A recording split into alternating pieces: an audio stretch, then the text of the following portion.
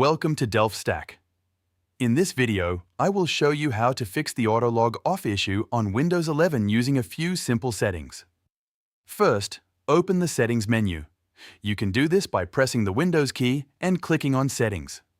Once you are inside Settings, go to Accounts and then click on Sign In Options section, scroll down until you find Dynamic Lock. If this feature is turned on, Windows can automatically lock your device when you step away. Uncheck the option that says Allow Windows to automatically lock your device when you are away. This helps prevent unexpected logoffs. Now, go back to the main settings page and click on System. Then select Power and Battery. Under this section, find Screen and Sleep Settings.